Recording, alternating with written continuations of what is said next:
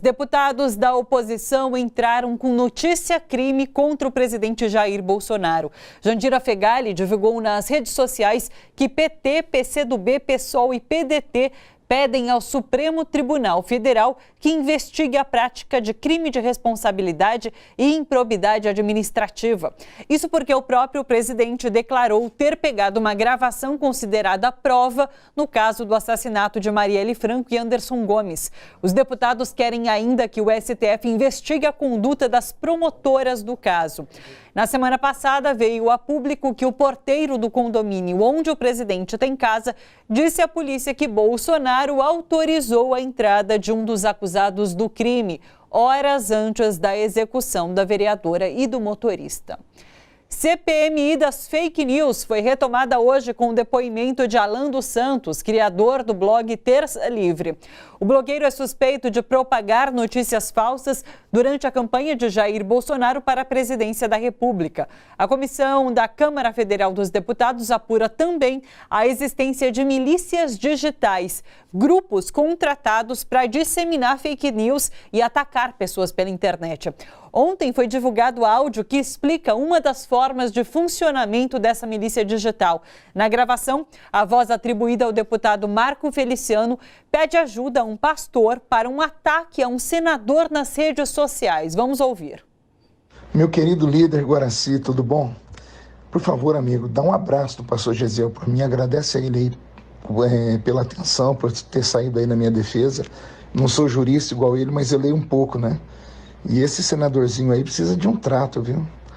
Se puder me ajudar mais, se ele puder levantar um grupo de pessoas para ir lá no Twitter dele, no Facebook, espancar ele começa a baixar a bola. Porque a gente volta a tentar a nossa conexão com a cientista política Mara Teles. Oi, Mara.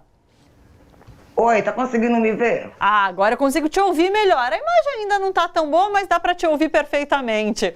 Vamos voltar, então vamos retomar essa história da CPI das fake news. Eu te perguntei, então, sobre se você acredita que algo de concreto vai sair com a conclusão dessa CPI das fake news, tendo em vista que já há, na verdade, comprovações de que as fake news influenciaram, de fato, nas eleições em 2018, né?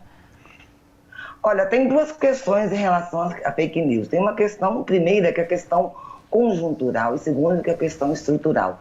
Começando aí pela questão estrutural, ou seja, foi dado, de certa forma, desde o golpe de 2016, uma desaproximação dos direitos democráticos. Eu estou dizendo não de direitos humanos, mas de direitos próprios de uma democracia, no marco do Estado democrático de direito, ou seja, nenhuma informação que contrarie os interesses do mercado nesse momento serão levadas a cabo para produzir instabilidade política. Lembramos que no dia 6 de novembro nós temos dois fatos que são super importantes. Primeiro, o mega leilão do pré-sal, onde o mercado está bastante interessado, a Bolsa ontem bombou.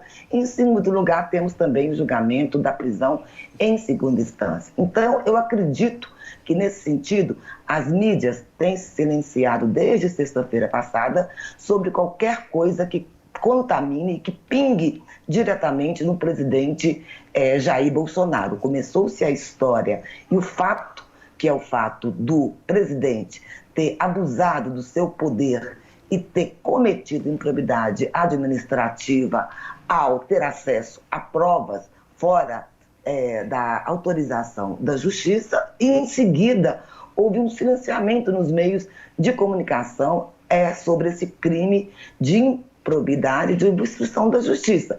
Esse mutismo dos grandes meios de comunicação, do meu ponto de vista, podem ser explicados aí pelo interesse na venda de nossa principal riqueza nacional, que é o pré-sal. Enquanto houver interesse do mercado, enquanto o presidente Jair Bolsonaro mantiver a política ultra-neoliberal do ministro Guedes, nada irá contaminar no sentido de desestabilizar a presidência de Jair Bolsonaro. Em relação à fake news, isso já ocorria desde as eleições, já está mais comprovado por pesquisas, inclusive da GV Opinião, que acompanhou as eleições de 2018, que as fake news foram amplamente utilizadas e confirmado pela Folha de São Paulo que empresários, de modo ilegal, financiar o encaminhamento de mensagens com mentiras, com inverdade a respeito do próprio Bolsonaro e inverdades a respeito também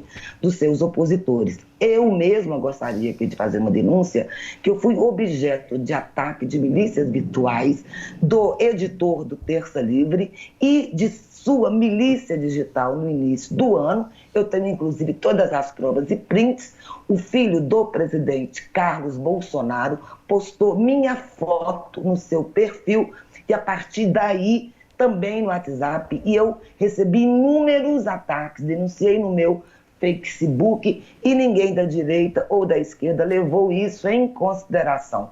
Me chamaram de jumenta, de burra, etc. Porque eu sou uma professora e desde o início do governo é potencializado o ataque a pessoas da universidade pública que expressam opiniões divergentes das opiniões do núcleo do poder que se apresenta, do meu ponto de vista, com um discurso não apenas não democrático autoritário, mas com um discurso com elementos fascistas. Então, é fato que existe uma milícia digital, é fato que existem fake news, é fato que nós estamos numa democracia rapidamente em erosão, mas também é fato que os meios de comunicação não têm agendado isso desde domingo em relação ao porteiro. Sabe-se que não foi aquele porteiro que ligou para a Casa 58, sabe? A polícia sabe, já foi divulgada ontem nos principais jornais que era um outro porteiro, os porteiros desapareceram.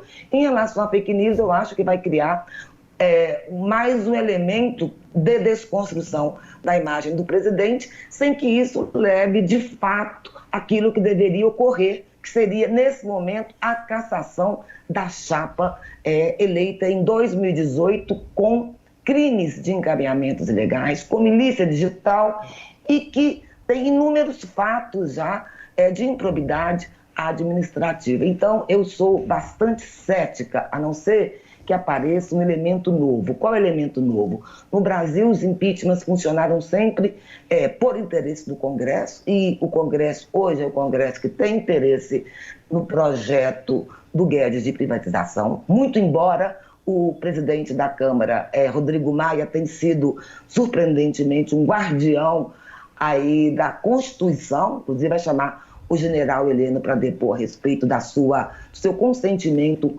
com o AI-5. Outro fato que leva a pedido de impeachment ou de cassação é um elemento surpresa, como foi no caso do Elba, que apareceu no impeachment de Collor e do seu próprio irmão que o denunciou. A fake news só terão algum efeito se o núcleo do PSL, de fato, que está rachado sob o comando do Bivar, tiver interesse aí na desestabilização da presidência.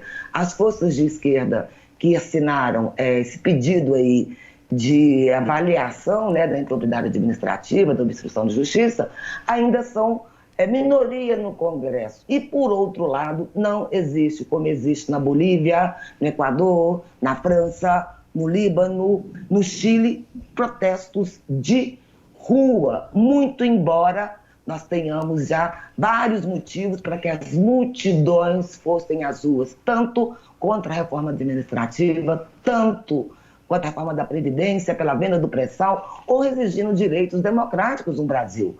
Então, não vejo, por parte da opinião pública, nenhuma tentativa de ir às ruas, seja organizado por partidos, seja de modo espontâneo. Sim. Nesse sentido, eu acho que enquanto for do interesse do mercado financeiro, do capital financeiro, não do capital produtivo, o presidente Bolsonaro continuará sendo presidente, destroçando a nossa democracia. Para finalizar a minha análise, é bom lembrar que os dados do Latino Barômetro já apontam uma crescente expansão de indivíduos com perfil autoritário na América Latina que preferem desenvolvimento econômico ou crescimento econômico sobre viver em um Estado democrático e no Estado de direito. Sim.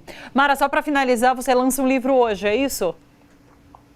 Eu lanço um livro hoje, um dos programas que tentou maior igualdade e maior justiça nesse país. É o programa Mais Médicos, pesquisa na época da Uma sobre o programa Mais Médicos. Nós ouvimos 18 mil informantes, médicos cubanos, brasileiros e estrangeiros, gestores das secretarias municipais dos municípios e comunidade atendida e não atendida. Eu gostaria de ressaltar que foram financiados pelo Ministério da Saúde, também os quilombolas foram ouvidos, assim como os distritos sanitários indígenas. Logo que eu postei o livro no meu Twitter, e imediatamente o perfil do presidente postou uma imagem negativa acusando os cubanos de serem guerrilheiros. Portanto, esse livro, feito de pesquisas, de estatísticas, de modelos econométricos a partir de uma base inédita e original de 18 mil informantes, é um marco histórico no Brasil. Por isso eu convido todos e todas para comparecerem hoje ao FMG, na FAFISH, às 19 horas, no auditório Sônia Viegas, para ouvirem não só a mim como organizadora da pesquisa de avaliação, mas também aos inúmeros pesquisadores que participaram desse projeto de avaliação de um programa que foi marco na história das políticas públicas brasileiras e que está sendo totalmente desmontado por um governo ideológico que se elegeu dizendo que não iria tratar da ideologia, que seria técnica. É o governo mais ideológico do Brasil. Eu gostaria de lembrar que isso do comportamento político não é um governo de direita, é um governo de extrema direita, nome esse que tem que ser qualificado para que a gente possa entender aí esse problema da extrema direita, claro, que é global, que não é apenas brasileiro. Olha só, você que curte a TVT e quer contribuir com a gente para que a nossa programação chegue cada vez mais longe, se inscreva no nosso canal do YouTube /Rede TVT e torne-se membro. Ou então faça a sua contribuição em nosso Catarse. É só acessar catarse.me/TVT. A gente agradece.